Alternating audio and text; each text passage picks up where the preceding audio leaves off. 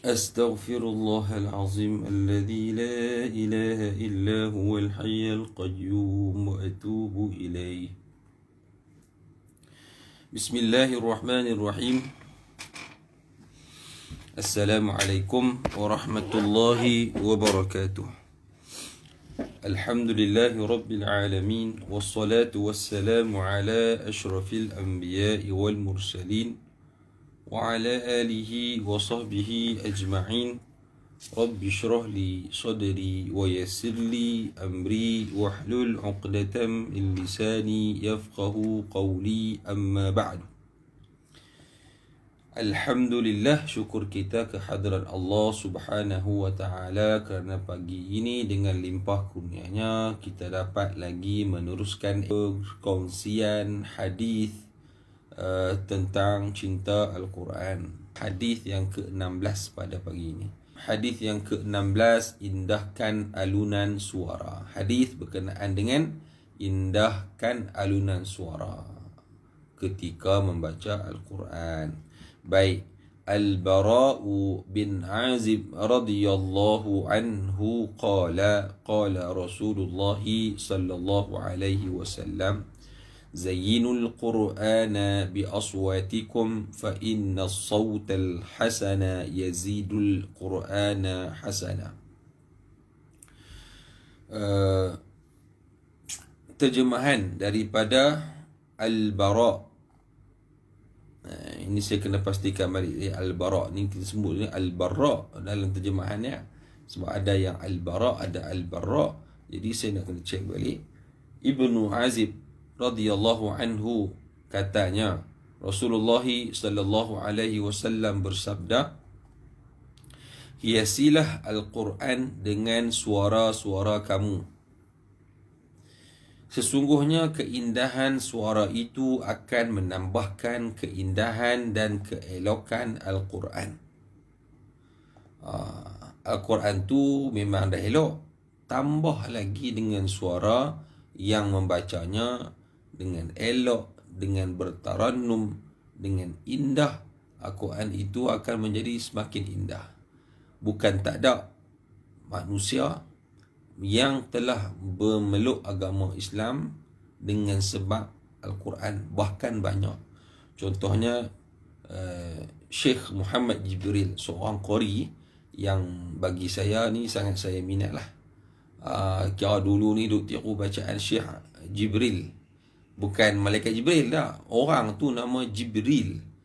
Syekh Muhammad Jibril, beliau adalah imam di Masjid Abu Al-As di Mesir, masjid yang pertama di Mesir, yang dibina oleh sahabat Nabi sallallahu alaihi wasallam, Amr bin Al-As. Beliau adalah imam di situ. Kalau kata bulan Ramadan, 27 Ramadan beliau akan jadi imam untuk tarawih. Orangnya masya-Allah ratusan ribu, mungkin menghampiri juta. Itu yang khabar diberitakanlah. Saya pernah juga menjadi makmum kepada beliau, duduk di tengah masjid lah. Duduk tengah masjid, kira imam sayup di depan dia nampak, kita tak nampak depan tu. Tak nampak imam. Sayup di depan tu, kecil lah tengok. Masjid pun luas. Masjid yang luas tu dipenuhi oleh ramai orang. Memang orang menantikan 27 Ramadan, malam 7 Ramadan untuk tarawih. Jalan tutup, ramainya orang, Masya Allah. Jahat luar masjid, semayang di luar masjid pun ramai. Itu di negara Arab. 27 kita, 27 kalau di Malaysia ni nampak kurang lah orang. Baik, itu pasal apa? Suara beliau yang indah, yang sedap didengar.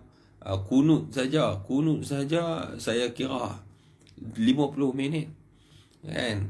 Beliau bukan takat imam di Mesir, tetapi beliau dijemput juga ke negara Eropah. Di Malaysia kita beberapa kali beliau hadir. Dan ada orang yang bukan Islam mendengar alunan suara beliau sehingga menyebabkan masuk Islam. Masya Allah, tabarakallah. Baik, kita tengok. Ini hadis riwayat Abu Dawud, An-Nasa'i dan juga Ibnu Majah. Biografi perawi. Beliau adalah seorang sahabat yang mulia daripada kaum Ansar. Ansar memeluk Islam. Kalau Ansar, kalau kita belajar tarikh Islam, Ansar ni dia ada dua lah, Aus dan Khazraj. Yang dulunya Aus dan Khazraj ini saling bermusuhan antara satu sama lain. Datang Islam mempersaudarakan, menyatukan di antara orang-orang yang beriman dan mendatangkan kedamaian kepada orang yang bukan Islam ataupun belum lagi beriman. Baik, dek kerana itulah beliau dihalang daripada menyertai peperangan Badar. Memeluk Islam masa kecil bersama ayahnya. Dek kerana itulah beliau dihalang daripada menyertai peperangan Badar bersama Nabi SAW, dan hanya bermula untuk bersama Nabi lah berperang dalam peperangan Uhud. Peperangan Uhud. Uhud tahun berapa? Peperangan Uhud tahun ketiga Hijrah. Ini paling seronok kami dulu ni. Kami hafal perang tahun pertama apa dia, tahun 3 apa dia, 4 apa dia. Macam mana kita boleh kenal ataupun kita boleh tahu, kita boleh ingat peperangan Uhud itu berlaku pada tahun ketiga Hijrah. Alif Ha Dal 3. Maka peperangan Uhud berlaku pada tahun 3 Hijrah.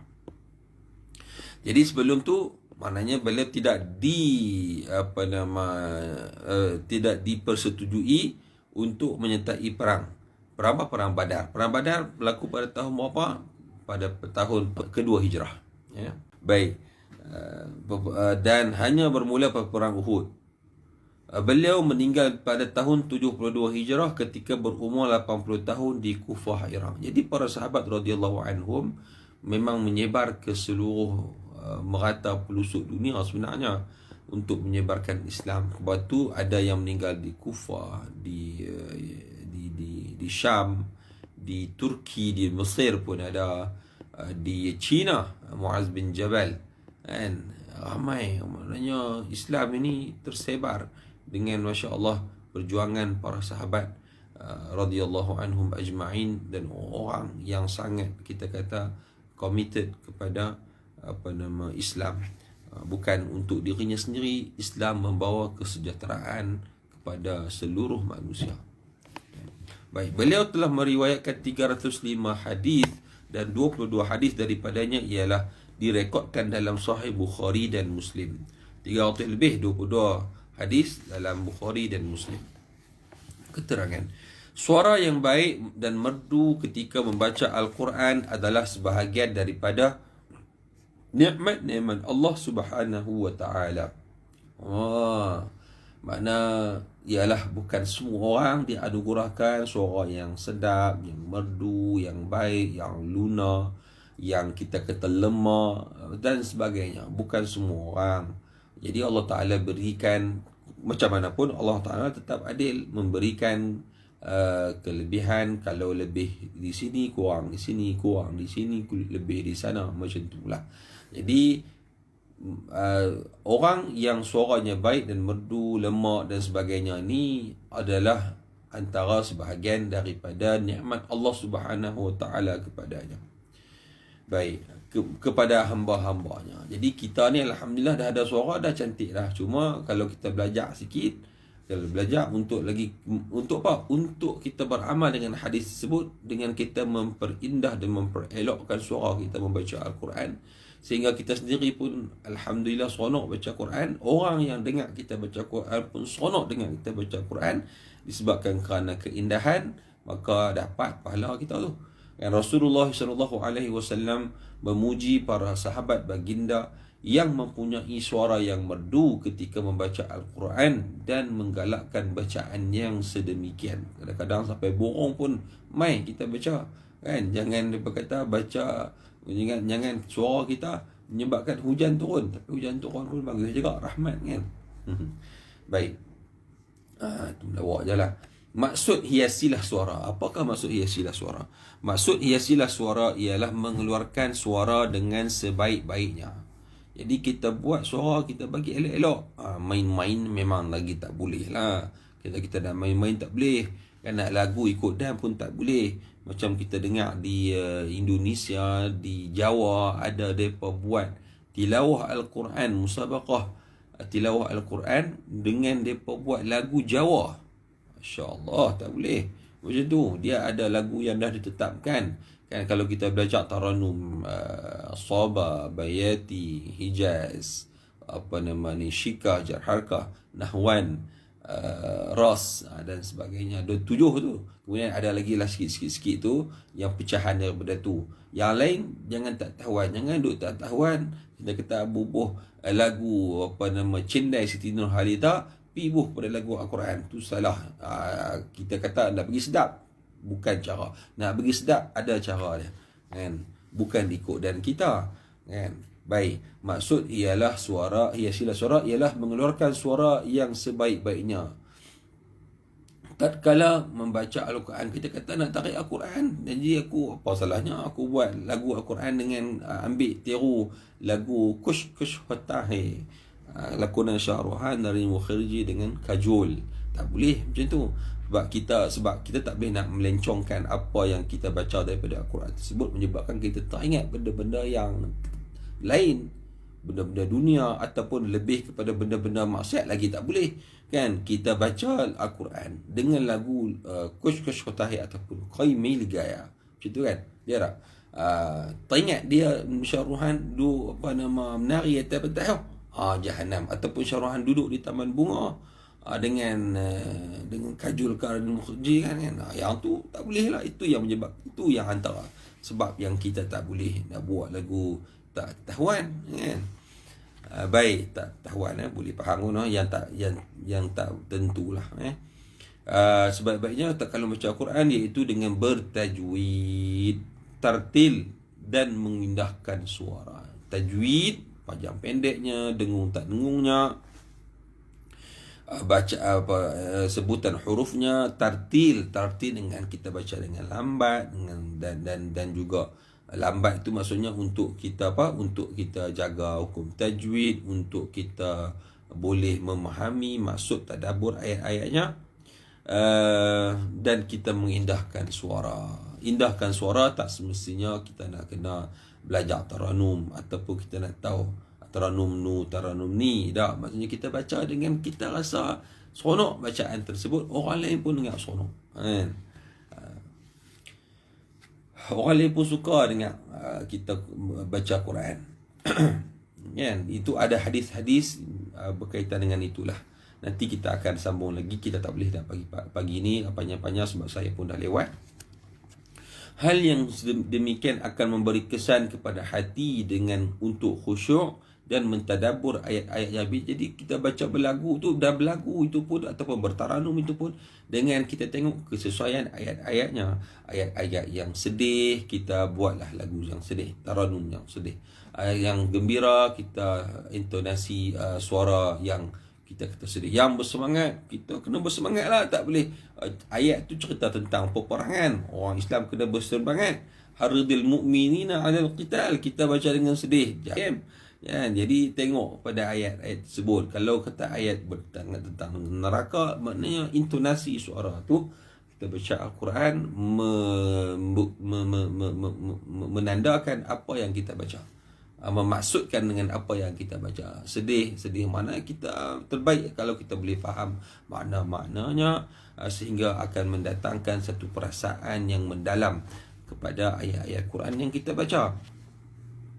Hal ini khusyuk dan dalam mentadabbur ayat-ayatnya sehingga menyebabkan matanya menangis kerana takutkan Allah Subhanahu wa taala. Cuma kita berhati-hatilah, terutamanya kepada orang yang mampu dan mempunyai kelebihan untuk bertaranum. Dia tahu masuk lagu tu, lagu ni, jangan duk kira lagu saja kan. Jangan duk kira lagu saja.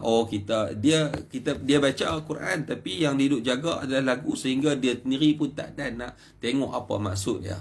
Tajwid insya-Allah biasanya orang taranum ni tajwid terbaik. Sebutan dia terbaik.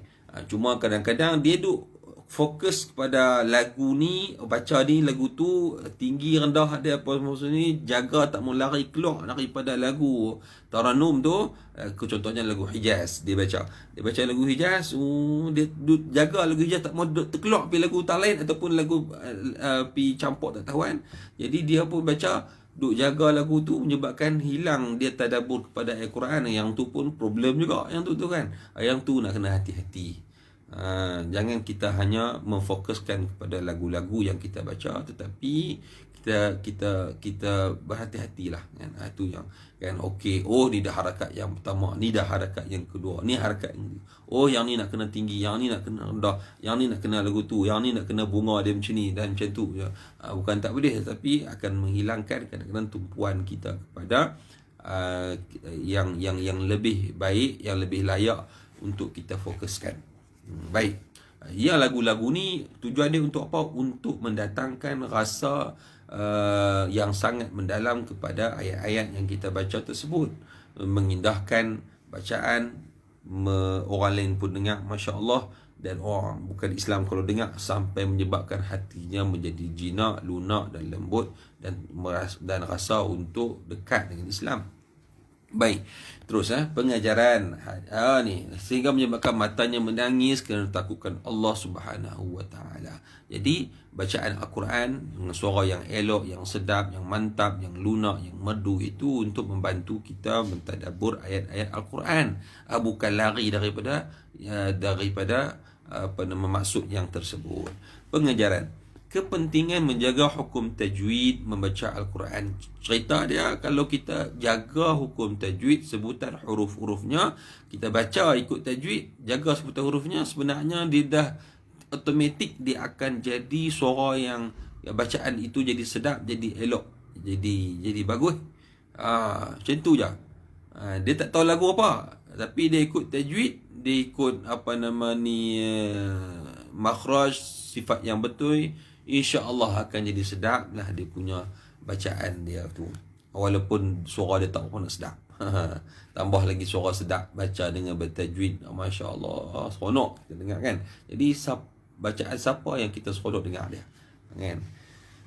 Yang kedua, tidak mengapa membaca Al-Quran dengan bertarannum selagi menjaga batas-batasnya sebagaimana yang digariskan oleh para ulama. Para ulama telah menggariskan, nak bertarannum boleh, tapi ada dia punya kriteria yang kita kena ikut, dan sewajarnya kita ikutlah. Digariskan oleh para ulama.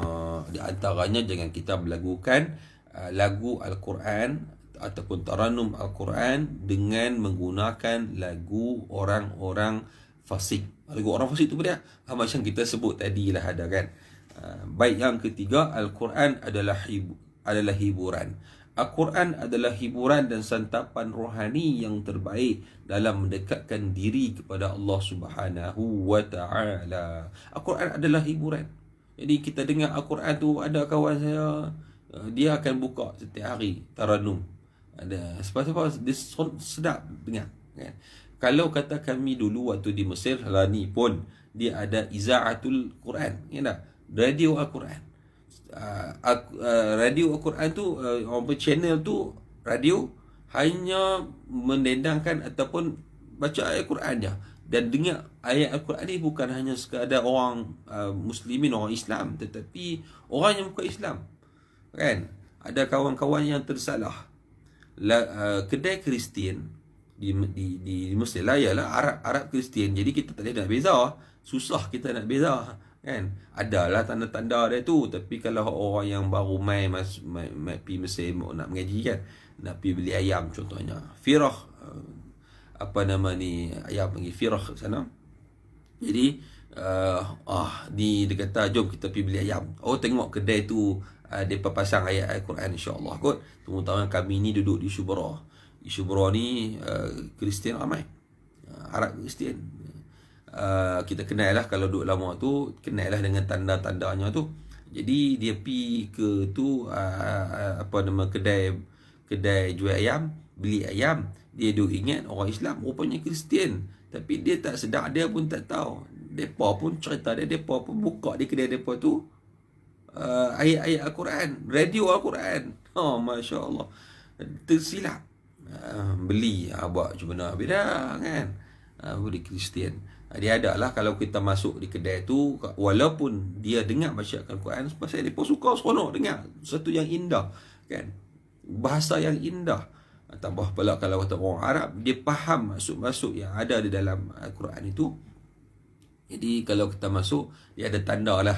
Kalau Arab Kristian, kalau di Mesir, saya cerita lah sikit. Yang pertama kita tengok gambar Mary, kan, gambar dukung anak kah, ataupun gambar yang biasanya yang berada di gereja.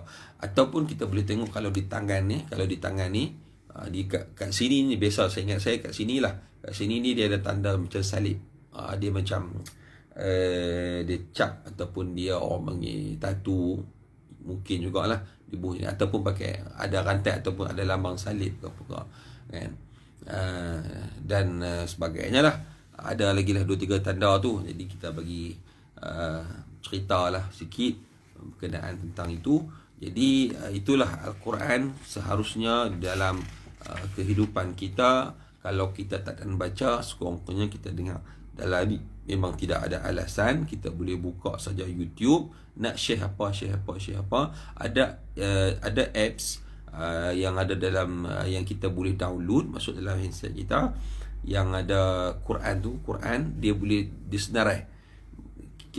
Kita boleh dengar sambil kita melihat, kita semak dalam handset kita. Jadi kita handset kita nak qari apa, nak imam apa, semua dah. Nak sedap, nak tak sedap, yang bagi kita lah, kita kata tak sedap yang ni, sedap yang tu, orang lain sedap yang ni. Itu masing-masing lah ya. Jadi dengar ayat Al-Quran. Dan Rasulullah SAW sendiri pernah meminta sahabat baginda untuk membacakan ayat Al-Quran, dan beliau nak dengar bacaan ayat Al-Quran daripada sahabat baginda Nabi SAW, kerana dia kata, ana uhibbu, saya suka an asma', mendengar ayat Al-Quran min ghairi atau kama qala, daripada selain daripada saya, daripada aku, nak dengar juga. Dan tambah-tambah ada sahabat-sahabat Nabi yang suaranya masya-Allah sedap, antaranya Abu Musa Asy'ari radhiyallahu anhu dan sebagainya. Wallahu alam. Saya ingat sekadar ini saja yang dapat kita kongsikan pada pagi ini. Mudah-mudahan kita semua mendapat manfaat daripada perkongsian pada pagi ini. Allahu a'lam, wa sallallahu alaihi wasallam Muhammad wa ala alihi wa sahbihi wasallam, walhamdulillahirabbil alamin. Assalamualaikum warahmatullahi wabarakatuh. Sekian, terima kasih.